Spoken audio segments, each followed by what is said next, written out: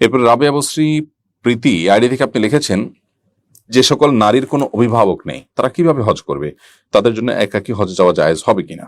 বোন রাবেয়া, নবী করিম সাল্লাল্লাহু আলাইহি সাল্লাম পরিষ্কার ভাবে আমাদেরকে নিষেধাজ্ঞা আরোপ করেছেন, লা তুসাফিল মারআতু ইল্লা মা'আজি মাহরামিন, কোন নারী মাহরাম ছাড়া সফর করবে না। হজ করার জন্য যেহেতু দূর থেকে যারা আমরা হজ করবো তারা যদি মাহরামের সাথেই যেতে হবে, অতএব দূর থেকে যারা যাবেন তারা মাহরামের সাথেই হজ করতে হবে। কোন নারী তার জন্য যদি তার সাথে যাওয়ার মতো কোনো মাহরাম না থাকে তাহলে তার জন্য হজ ফরজই হয় না। বিধায় শরিয়ার বিধানকে লঙ্ঘন করে আপনার হজে যাওয়ার প্রয়োজন নেই।